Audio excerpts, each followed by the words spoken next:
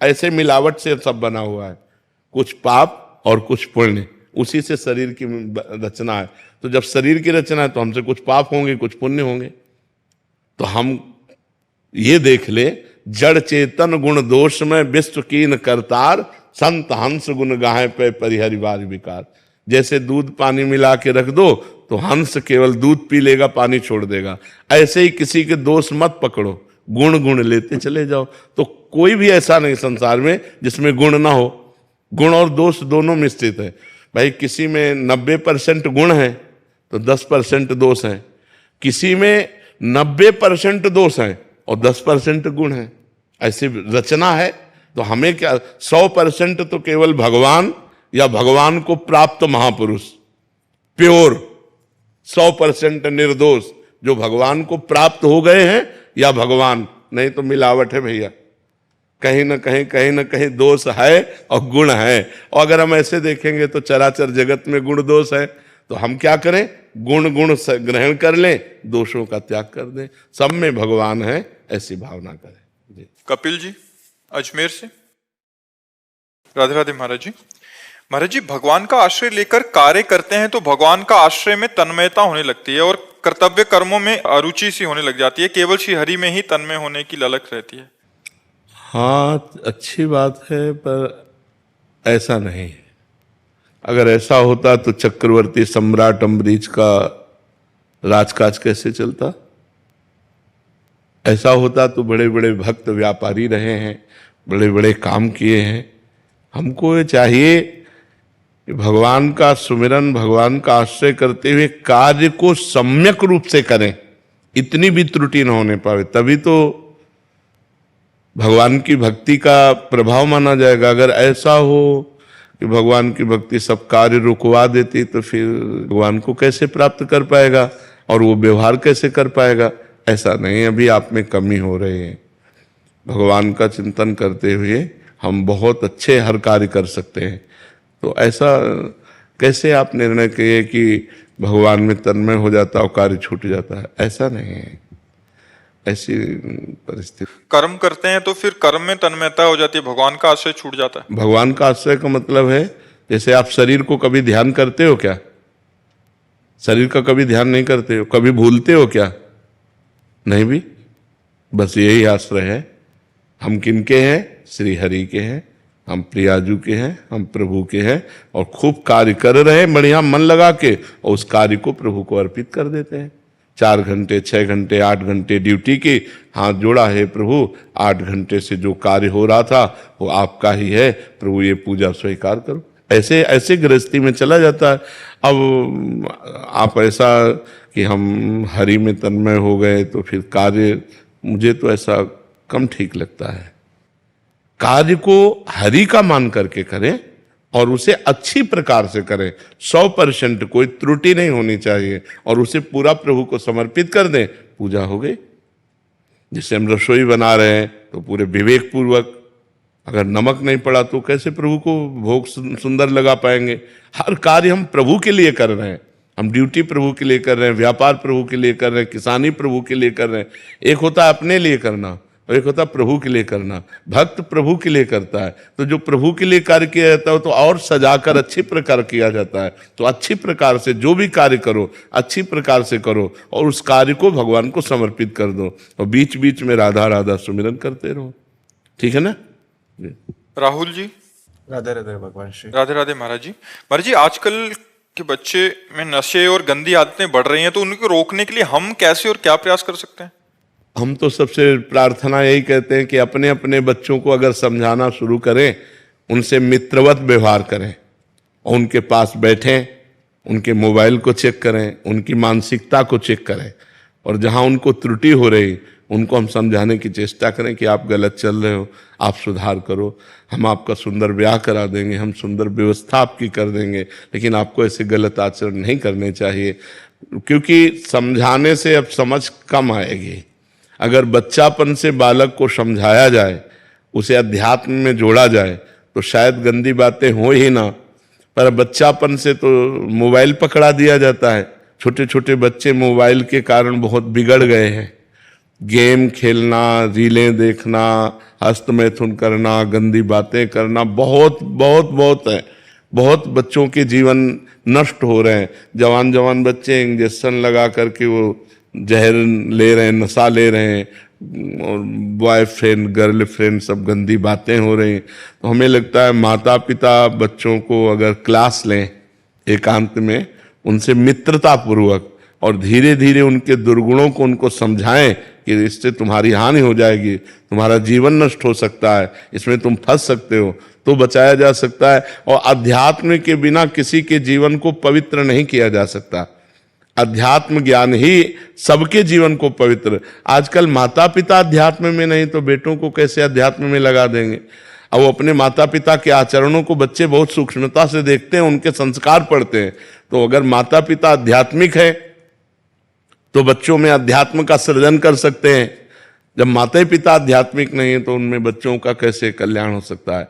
तो हमें लगता है पहले माता पिता सुधरे, अपने आचरण सुधारें, अपना व्यवहार सुधारें और खुद भगवान की भक्ति में अपने चित्त को जोड़ें और भगवान से प्रार्थना करें कि हमारी संतान पवित्र विचार वाली बने, हमारी संतान बुद्धिमान हो, हमारी संतान स्वस्थ हो, हमारी संतान आध्यात्मिक और लौकिक दोनों उन्नति करने वाला हो। तो हो सकता है, नहीं तो बह रहा है संसार, असत की तरफ बहता चला जा रहा है जी। उर्वशी जी कनाडा से। राधे राधे महाराज जी। महाराज जी, बिना भगवान के कुछ नहीं मिलता। मुझे भक्ति करनी है पर हो नहीं पाती महाराज जी। मुझे अपना अंदर भगवान के लिए प्यार चाहिए महाराज। नाम जप करो, नाम जप भक्ति का शुद्ध स्वरूप है। तदर्पिता अखिलाचारिता तद स्मरणेन परम व्याकुलतेति। हर कर्म भगवान को समर्पित करना और भगवान का नाम जप करना। थोड़ी भी भूल होने पर बहुत हृदय जलने लगे कि मैं अपने प्रभु को कैसे भूल गई, यही भक्ति का स्वरूप। कोई क्या कठिन है। राधा राधा राधा राधा राधा राधा, जो नाम प्रिय हो नाम जप करो, और जो कार्य कर, मानो झाड़ू लगाया, पोछा लगाया, भगवान को अर्पित कर दिया। रसोई बनाई, वो समय वो कर्म भगवान को अर्पित कर दिया। बच्चों को सजाया, दुलार किया, पति की सेवा की, हर कर्म भगवान को समर्पित कर दो। ये पूजा हो जाएगी। नाम जप कर रहे हो, बहुत सुंदर भक्ति बन जाएगी। इसमें कोई कठिनता थोड़ी है। प्रातः काल से उठकर अपने परिवार की सेवा करो, उसी को पूजा मान लो। बस नाम जप करते रहो, नाम जप साथ में है, और जो भी कर्म आप कर रहे हो वो सब पूजा है, उसी से भगवान की प्राप्ति हो जाएगी। पुनीत जी बुलंदशहर से। राधा वल्लभ श्री हरिवंश। श्री हरिवंश महाराज जी। महाराज जी, मैं नाम मात्र का शरणागत हूँ। भाव चेष्टा आचरण पूर्णतः शरणागत वाले नहीं है महाराज जी। असमर्थ हो रहा हूँ महाराज जी। भगवान का आश्रय लिए हो और ये बात अंदर है तो आप अच्छे शरणागत हो जाओगे। ये होना चाहिए कि मैं शरणागत लायक नहीं, शरणागत के जो आचरण हैं वो मेरे में नहीं है, मैं किसी योग्य नहीं हूँ, फिर भी नाम मात्र का भगवान का शरणागत हूँ।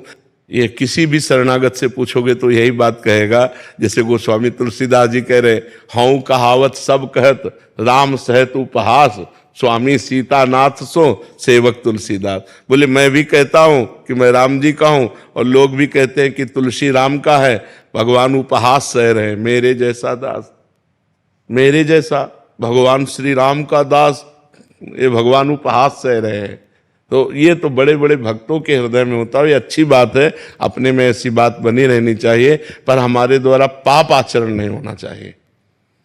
ये हमको जरूर ध्यान रखना चाहिए कि पाप आचरण की तरफ जब हमारा मन जाए तो हमको भगवान से रो रो कर पुकारना चाहिए कि बचा लो मुझे, आपका कहला करो मैं ऐसी गंदी बात करूं, प्रभु बचा लो मुझे। पाप आचरण ना हो तो बहुत बढ़िया, यही भाव आगे बन करके पूर्ण शरणागति में पहुंचा देगा। ये होना ही चाहिए। अगर ये है कि मेरे में शरणागति है, लक्षण है, तो अभिमान है, अभी उसमें शरणागति नहीं, और ये भाव है तो शरणागति हो जाएगी, पक्का हो जाएगी। तरुणा जी दिल्ली से। राधा राधे राधे महाराज जी। महाराज जी, पूज्य तुलसीदास जी महाराज जी द्वारा रचित श्री रामचरितमानस में ऐसा लिखा हुआ है कि जब शत्रुपा जी और मनु जी ने तपस्या की थी तो उनको वरदान देने के लिए श्री ब्रह्मा जी, श्री विष्णु जी और श्री महेश जी तीनों आए थे। जब मुनि जी और शत्रुपा जी ने आशीर्वाद लेने से मना कर दिया, तब मनु जी ने पूछा था कि आप तीनों में से बड़ी कोई भी सत्ता नहीं है जो आप तीनों को चलाती हो। तो महाराज जी, तब ब्रह्मा जी, विष्णु जी, महेश जी ने कहा था, हाँ हाँ बोला था। इस जवाब को सुनकर उस परम शक्ति को पाने के लिए उन्होंने फिर से तपस्या शुरू कर दी। तो महाराज जी, क्या वो परम शक्ति प्रभु राम जी थे? हाँ, भगवान के एक अंश से ही त्रिगुणात्मक भगवान का स्वरूप प्रकट हुआ है, जो त्रिगुणात्मक माया का संचालन करने के लिए रजोगुण ब्रह्मा, शतोगुण विष्णु, तमोगुण भगवान शिव, ये तीन गुणों का विकास हुआ। रजोगुण सृजन, सतोगुण पालन, तमोगुण विनाश। लेकिन इन तीनों से परे जो अवतारी हैं, जो सबके अंशी हैं, वही भगवान श्री राम हैं, वही भगवान श्री कृष्ण हैं। ये अंश रूप में तीनों देवता अपना अपना कार्य करते हैं, ब्रह्मा विष्णु और महेश। जब उन्होंने इनको स्वीकार नहीं किया, इनसे कोई वरदान नहीं चाहा, जब भगवान प्रकट हुए तब कहा मैं आप जैसा पुत्र चाहता हूँ। तो कहा मेरे जैसा तो मैं ही हूँ।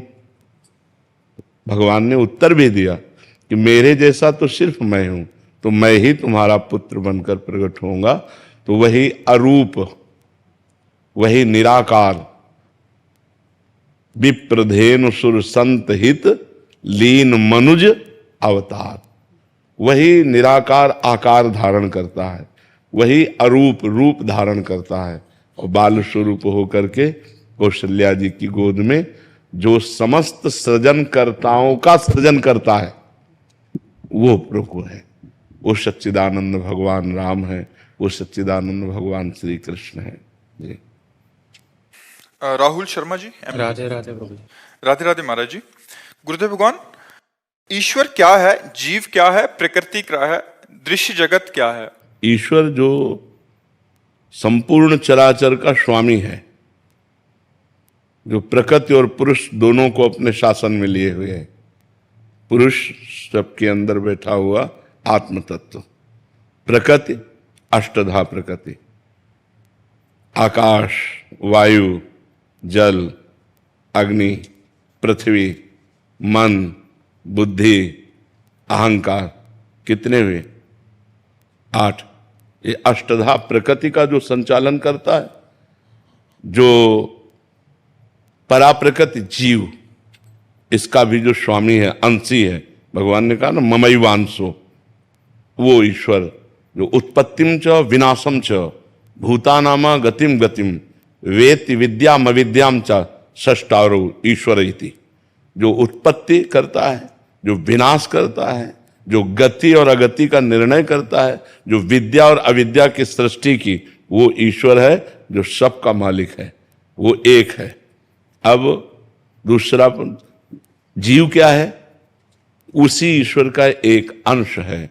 उसी ईश्वर ने जब एकोहम बहुत श्यामा, मैं एक बहुत हो जाऊं इच्छा की, तो वो चराचर जगत रूप में जड़ चेतन के रूप में वो प्रकाशित हो गया। स्त्री पुरुष सब नानात्व, जितना 84 लाख योनियां, वो स्वयं भगवान अपने अंश से विकास को प्राप्त हो गए। उनका संकल्प एकोहम, मैं एक, वही ईश्वर, बहुत श्यामा, बहुत रूपों में हो जाऊं, तो सब चराचर जगत ईश्वर ने प्रकट कर दिया। ये जीव और प्रकृति, जिससे अपने को विस्तार में किया, उसे माया कहते हैं। अपने को विस्तारित करना, वो भगवान की जो इच्छा शक्ति है, उसे माया कहते हैं। भगवान जो ईश्वर है, उत्पत्ति विनाश, गति अगति, विद्या अविद्या, सबका स्वामी है, और प्रकृति और पुरुष दोनों का शासन करता है। और जो जीव, वो उस ईश्वर का अंश है। माया प्रकृति, जो जिसके द्वारा ये विस्तार होकर के ये सब क्रियाएं हो रही, सतोगुण रजोगुण तमोगुण, 3 गुणों से कहीं अच्छी क्रिया, कहीं बुरी क्रिया, कहीं मंदी क्रिया, ये सब क्रियाएं हो रही, ये माया भगवान की। तो ईश्वर, जीव और प्रकृति, प्रकृति को ही माया कहते हैं। समझ पाया? अभिषेक दीक्षित जी। राधा वल्लभ श्री हरिवंश। श्री हरिवंश महाराज जी। महाराज जी, आपने एक सत्संग में बताया था कि ये जीव, कहना चाह रहे हैं कि जीव प्रभु के साथ ही थे और हमारे अलग रहने या खेलने की चाह उत्पन्न हुई, जो हमें इस धरती पर ले आई। तो महाराज जी, अगर हम भक्ति करके श्री जी के पास वापस चले जाएं, तो क्या ये अलग रहने की चाह वापस उत्पन्न? दो प्रकार से श्री जी के पास जाया जाता है। एक होता है जैसे तरंग समुद्र में लीन हो गई, अब अस्तित्व ही नहीं रहा, ढूंढ नहीं सकते उस तरंग को, वो समुद्र रूप हो गई। तो हम साधना करके जब मोक्ष को प्राप्त होते हैं तो भगवान में ऐसे लीन हो जाते हैं जैसे तरंग समुद्र में। और एक होती है भाव देह, जो स्थूल देह, सूक्ष्म देह, कारण देह, इन तीनों से परे है। भाव देह हमारे यहाँ भक्ति में 5 प्रकार के भाव हैं। शांत भाव, दास्य भाव, सख्य भाव, वात्सल्य भाव और माधुर्य भाव। अब जब हम अपने को सख्य भाव से आराधना करते हैं आचार्य गुरु कृपा से, तो हमें एक देह मिलता है, भाव देह। उस भाव देह से, चिदानंदमय देह से हम श्री कृष्ण के सखा रूप होकर सदा सदा के लिए श्री कृष्ण के साथ हो जाते हैं। या वात्सल्य रूप, या गोपी रूप, या सहचरी रूप, हम जो भाव करते हैं और जब भाव सिद्ध हो जाता है तब हमको वो देह प्राप्त होती है और उससे हम भगवान के साथ लीला में प्रवेश पा जाते हैं। एक है ये और एक है वो जो तरंग समुद्र में लय हो गई, उसे कहते हैं मोक्ष। समझ पा रहे हो आप? तो हम जो भाव करेंगे और कोई भाव न करेंगे, भजन करेंगे तो हम मुक्त हो जाएंगे। भाव करेंगे तो भगवान की लीला में प्रवेश पा जाएंगे। भक्ति के द्वारा भाव क्षेत्र है और ज्ञान के द्वारा मोक्ष क्षेत्र है। हम भगवान में लीन हो गए। जो अंश पर अलग हुआ था तरंग रूप, वही समुद्र रूप हो गया। वायु विकार हट गया, समुद्र हो गया। माया विकार हट गया, वो ब्रह्मविद ब्रह्म विभवति, वो ब्रह्म में लीन हो गया। समझ पा रहे आप? ब्रिजा ढाल जी पुरी से। राधे राधे राधे महाराज जी। महाराज जी, जैसे हम सभी जानते हैं कि श्री रामकृष्ण परमहंस जी ने महायोगी तोतापुरी जी की सहायता से अपनी आराध्य देवी माँ काली को अपने मन से निकालने के पश्चात परमहंस स्थिति की अवस्था को प्राप्त किए थे। क्या इससे ये सिद्ध होता है कि भगवत प्राप्ति की अंतिम अवस्था के लिए एक विशेष स्थिति के बाद गुरुदेव की कृपा से नाम जप एवं अपनी इष्ट की भावना को त्यागना आवश्यक हो जाता है? त्यागना, ये कौन सा सूत्र आपने पकड़ लिया? मैं यही कहना चाहता हूँ कि एक स्थिति के बाद गुरुजी, क्या ये सदगुरु की कृपा से फिर और एक बार ऊंची परमांश के साथ हमारी बात को समझो। एक परमात्मा के सिवा दूसरा कोई नहीं है। वही परमात्मा यहाँ विराजमान है, वही परमात्मा यहाँ विराजमान है।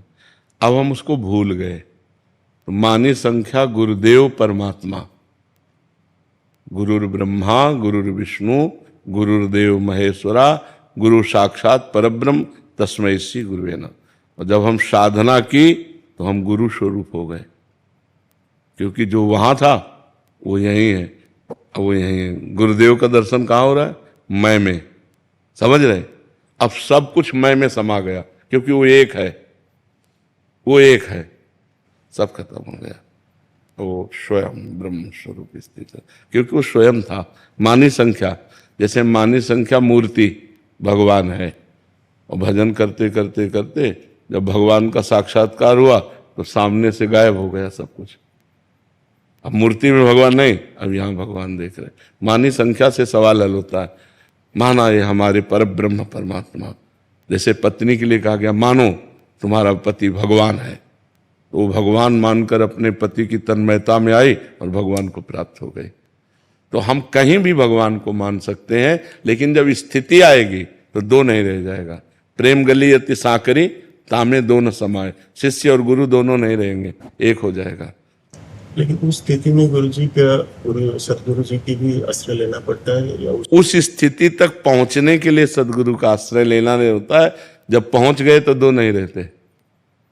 प्रेम गली अति साकरी तामे दो न समाये, उसमें द्वैत नहीं रहता। तो फिर रामकृष्ण परमहंस जी ने क्यों सदगुरु जी के फिर आश्रय लिए कि ताकि वो उस परमहंस? तो जब तक देह रहेगा तब तक गुरु सामने आएगा तो उसका आश्रय क्या साष्टांग दंडवत नहीं करेगा? हमें शरीर का भान है, अंतर की बात है ये। अंतर में द्वैत नहीं रह जाता। बाहर में तो गुरु शिष्य का बर्ताव होगा, पति पत्नी का बर्ताव होगा, पुत्र और बाप का बर्ताव होगा। बर्ताव तो व्यवहार का वैसे ही होगा। क्या ब्रह्मबोध संपन्न महापुरुषों के द्वारा वर्ताव में कमी होती है क्या? नहीं, दर्शन एक हो जाता है। पंडिता समदर्शिना, न समवर्तिना नहीं, समदर्शिना। वो दर्शन में एक हो गया गुरु शिष्य। लेकिन व्यवहार में जब गुरुदेव आएंगे तो थोड़ी क्यों तो बैठा है कि अब तो हम ब्रह्म हो गए, अब क्या है? नहीं, उतर कर साष्टांग दंडवत और उनके दासत्व की भावना, द्वैत इतना भी नहीं है, इतना भी अंतर नहीं रह गया, लेकिन व्यवहार में वो ऐसे ही होगा। जैसे स्वयं पर ब्रह्म परमात्मा भगवान जब व्यवहार में अवतार लेते हैं राम जी, तो गुरु जी के आगे, वशिष्ठ जी के आगे कैसे बैठते हैं, विश्वामित्र जी के आगे कैसे बैठते हैं, हाथ जोड़कर बैठते हैं, उनकी आज्ञा का पालन करते हैं। जबकि उन्हीं के श्वासों से वेदों का प्रादुर्भाव हुआ, और वेदों का आदर करने से ही कोई ब्रह्म ऋषि बना। और भगवान स्वयं उन ब्रह्म ऋषियों के सामने कैसे बैठते हैं? तो ये व्यवहार है, ये व्यवहार है, तत्व में अंतर नहीं होता। वो स्थिति जब आती है तो उसमें द्वैत नहीं रह जाता, दो नहीं रह जाते। दो ना रहते हुए भी अब माँ काली से बात कर रहे हैं, व्यवहार कर रहे हैं, माँ और पुत्र, द्वैत दिखाई दे रहा है, लेकिन वो इसमें नहीं, वो अपनी आत्मा से ही बात कर रहे हैं। माँ काली स्वयं उनकी आत्मा है, द्वैत है ही नहीं, दो है ही नहीं। पर जब तक उस स्थिति को हम पहुंचेंगे नहीं, तब तक तर्क के द्वारा इसको हम नहीं समझ सकते। वो स्थिति के द्वारा समझा जाता है। तर्क के द्वारा हम कैसे समझ सकते हैं कि जब माँ है और वो बेटा भाव से बात कर रहे हैं तो द्वैत तो है ही है? नहीं, माँ और बेटे का बर्ताव होते हुए भी द्वैत नहीं है, वो अद्वैत स्थिति ही होती है। अब उस स्थिति को जान जाओ तो तुम ब्रह्मबोध संपन्न महापुरुष हो गए कि नहीं हो गए? विद्यार्थी कभी टीचर की स्थिति को जान सकता है क्या? वो टीचर की योग्यता प्राप्त करे तब जान पाएगा कि हमारा टीचर कितना ग्रेजुएट है। विद्यार्थी तो अपने विषय को देखे कि हम कहाँ पढ़ रहे हैं, हमको कहाँ पहुंचना है, वो रास्ता तय करे तो ज्यादा अच्छा रहेगा। जी। सीमा जी गुरुग्राम से। श्री हरिवंश महाराज जी। महाराज जी, देव भाव मतलब मैं स्त्री हूं या मैं पुरुष हूं को खत्म करने का उत्तम तरीका क्या है? भगवान का नाम जप करते हुए, शास्त्रों का स्वाध्याय करते हुए, गुरुजनों की शरण में हो जाए। जब तक गुरुजनों की शरण में नहीं होगा तब तक देहाभिमान नष्ट नहीं होता। तिनकी संगति रहत जाति कुल मद समनंसई, संतत सेवक सदा भजत जे श्री हरिवंशई। भगवत प्रेमी महात्माओं को गुरु स्वरूप बनाकर उनकी आज्ञा के अनुसार साधना की जाए, और साधना का अहंकार न हो, ये कि गुरुदेव की कृपा से साधना हो रही। वो साधना जिस समय हमारे मन को निर्मल कर देगी, तो जैसे साफ शीशा में अपना प्रतिबिंब दिखाई देने लगता है, ऐसे ही स्वच्छ अंतःकरण में शुद्ध ज्ञान का जागरण होता है। और जब ज्ञान जागृत होगा तो अज्ञान नष्ट हो जाएगा। मैं देह हूं, ये भाव नष्ट हो जाएगा। भाव नष्ट होने पर भी देह का व्यवहार वैसे ही होगा जैसे एक अज्ञानी पुरुष से होता है कि मेरी माँ, मेरा पिता, मेरा भाई, मेरा परिवार, ऐसे ही, लेकिन उसका राग कहीं नहीं। व्यवहार सम्यक रूप से वैसा करता हुआ भी, अब देखो जनक जी महाराज परम ज्ञानी महापुरुष हैं, लेकिन उनका व्यवहार कैसा हो रहा है? वैसे हो रहा है। जहां राजा की तरीके तो राजा के तरीके, पिता का तरीका तो पिता की तरह, जहां जैसा जरूरत है वैसा व्यवहार कर रहे हैं। और ज्ञानी वह इतने हैं कि श्री सुखदेव जी के गुरु हैं, श्री सुखदेव जी के गुरु हैं जनक, योगी राज विदेह राज जनक। तो ज्ञान जब हो जाता है तब देह से विदेह होता है, और वो ज्ञान होता है गुरु कृपा से। और गुरु कृपा होती है साधना। जो गुरुदेव हमें साधना बता दें उसके अनुसार हम नियम पूर्वक चले, पापाचरण का त्याग करके, तो हमारा हृदय पवित्र होगा। पवित्र हृदय में ज्ञान प्रकट होता है, और ज्ञान जब अज्ञान का नाश कर देता है तो देह भाव नष्ट हो जाता है। प्रेरणा सिंह जी। राधे राधे महाराज जी। महाराज जी, आप कह रहे हैं कि आप एक प्रशासनिक अधिकारी हैं, कह रहे हैं कि एक अच्छे कुशल प्रशासनिक अधिकारी और एक माँ, दोनों में सामंजस्य कैसे बिठाएं और कैसे सफल हों इस उसमें? जब आप अपने पद पे हैं तो उस समय मां नहीं है, किसका प्रश्न है? हाँ, जब आप अपने पद पे हैं तो उस समय मां नहीं है। अगर उस समय आपका पुत्र भी दोषी है तो आपका निर्णय ठीक ऐसे करना है जैसे दोषी के साथ करना है। जब आप अपने घर में हैं तो फिर अधिकारी नहीं है, उस समय आप मां हैं। दोनों को देखना है।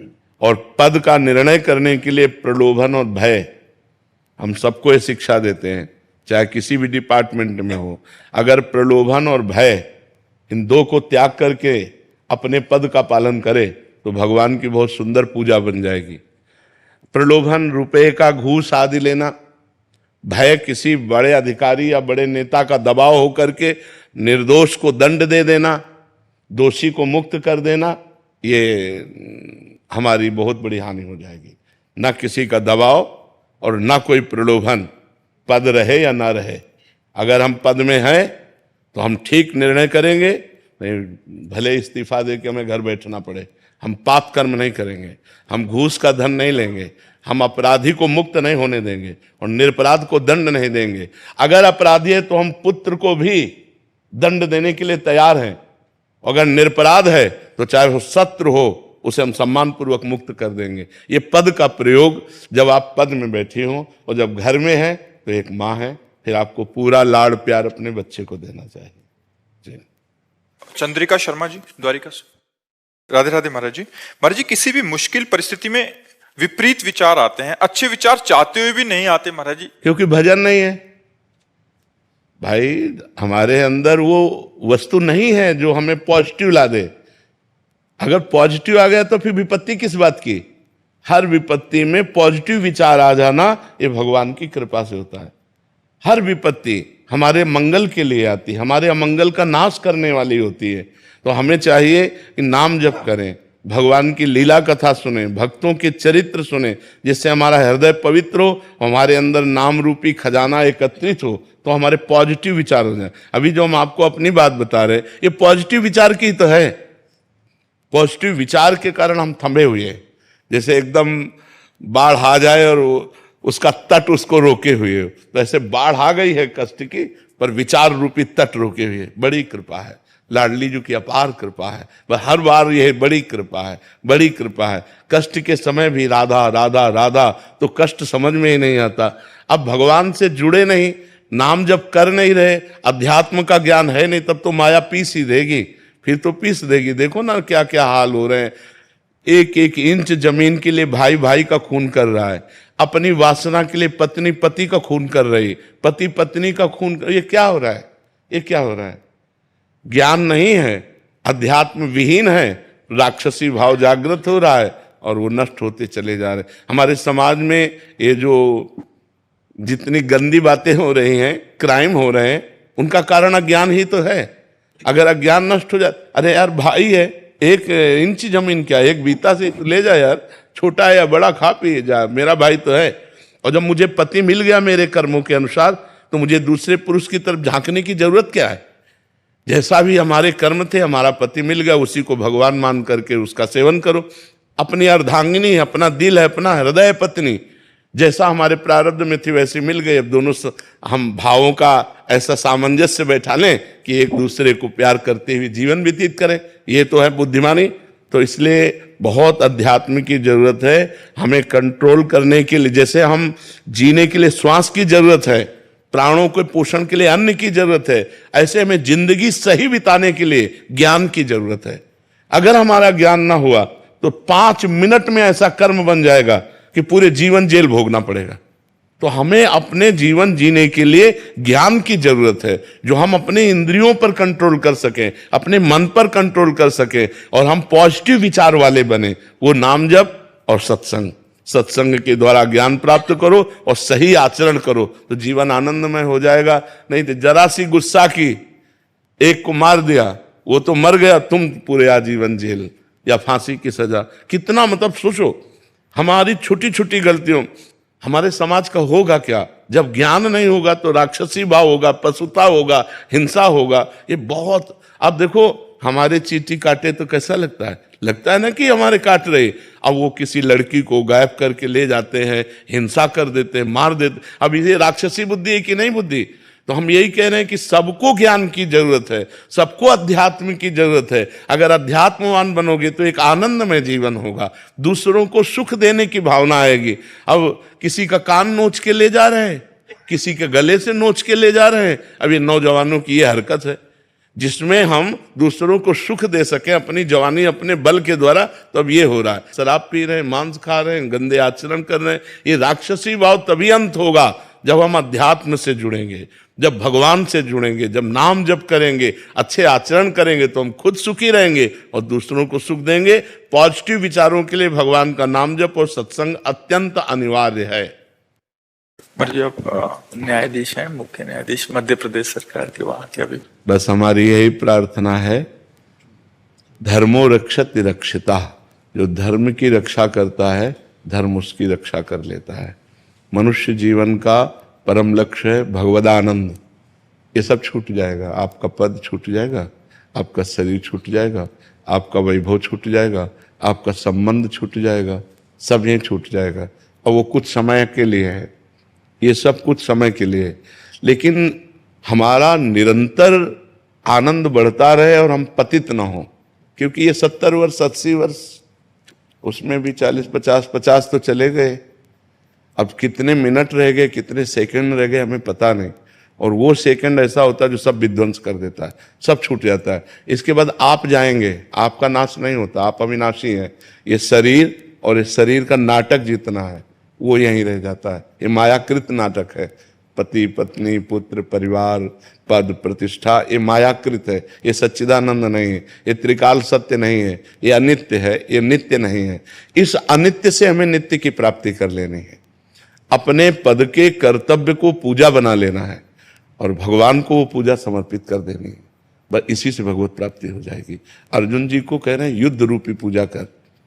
गले काटना जब पूजा हो सकती है तो हम अपने न्याय को धर्म से युक्त करके दोषी को दंड देना ही है, ना किसी का भय और ना किसी का प्रलोभन हमको विचलित नहीं कर सकता है। और निर्दोष को बचाना ही है, पक्का बचाना है। कोई भय या कोई प्रलोभन मुझे हमारे न्याय से विचलित नहीं कर सकता। ये निष्ठा आपके अंदर बनी रहे और भगवान का नाम स्मरण, तो ये अनित्य क्रिया से नित्य सच्चिदानंद की प्रसन्नता प्राप्त हो गई। यही जीवन का परम लक्ष्य है। अपने अपने कर्तव्य कर्म के द्वारा यदि हम धर्म पूर्वक पूजा करें तो हमारा पूरा देश सुखी हो जाए।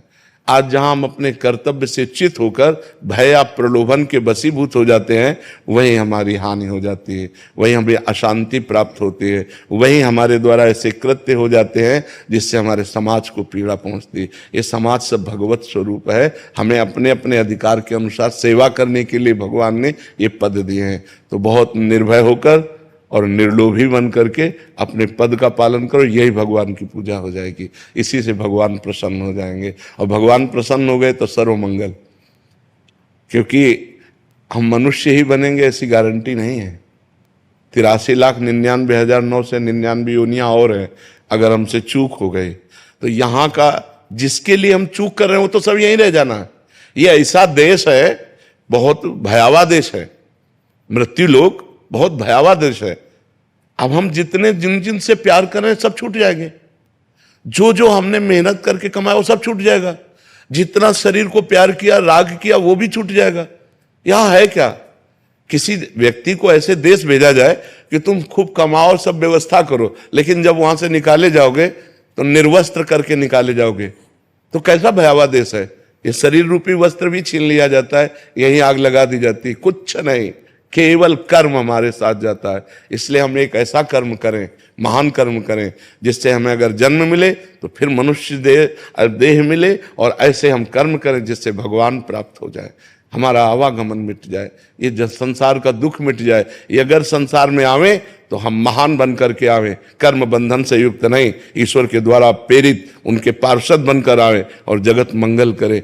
ये होना चाहिए और इसी से हो जाएगा। कोई नई पूजा नहीं करनी। भगवान अगरबत्ती धूप बत्ती नहीं चाहते, भगवान तुम्हारी भावना चाहते हैं, बस दृढ़ निश्चय। अगर जैसे किसी निर्दोष को दंड विधान और उसका हृदय पीड़ित हो रहा है, अब वो जो कर्म बन रहा है, अब उससे बचना बड़ा भारी हो जाएगा।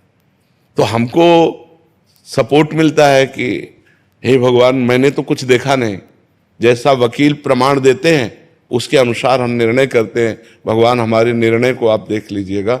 नाथ, मेरा इसमें दोष नहीं, मेरे सामने जो प्रमाण है उन्हीं प्रमाणों के अनुसार हम आपकी प्रेरणा से निर्णय करते हैं। आप इसके जिम्मेदार हैं, हम जिम्मेदार नहीं। नाथ, अगर कहीं त्रुटि हो तो आप प्रेरणा करो और संभालो, तो हमारा जीवन निष्पाप होता चला जाएगा और हम महान भगवान को प्राप्त हो जाएंगे। सही मार्ग में चलने पर नारायण स्वामी नाम के एक महान जज हुए हैं, महान जज थे और वो नारायण स्वामी हुए। उनके रोम रोम से भगवान का नाम कीर्तन चलता था। तो ऐसा नहीं है कि हमको भगवान की प्राप्ति के लिए कोई और वेश या कोई और क्रिया करनी पड़ेगी, इसी क्रिया से हो जाएगी। बस धर्म पूर्वक कीजिए और खूब नाम जप कीजिए। अभी पदवी से पहले ये आपका आशीर्वाद, अभी पदवी अपने बैठे नहीं है तो उससे पहले आपका आशीर्वाद लेने के लिए आए कि आपका आशीर्वाद लेके अब उस पदवी पे बैठा बिल्कुल, जाएगा, उससे बिल्कुल। पहले ये बैठे नहीं है। बिल्कुल ठीक है। और मुझे राम नाम की अखंड भक्ति का आशीर्वाद, हाँ, आप अपने मुंह से कि मेरे को आशीर्वाद ये दीजिए, मुझे राम नाम। खूब राम राम जपिए, खूब राम राम जपिए। डॉक्टर सौरभ भारद्वाज, गुरुग्राम से। राधे राधे महाराज जी। राधे राधे। महाराज जी, कर्म एवं नाम जप में प्रधान क्या है? जब हम नाम जप करते हैं तो मन बोलता है कि जब सब कुछ भगवान कर रहे हैं तो कर्म की जरूरत ही क्या है महाराज जी? ऐसा तुम्हें बोध है सब कुछ भगवान कर रहे हैं? ऐसा ऐसा तुम्हें बोध है? आज हम यही सुनते हुए बड़े।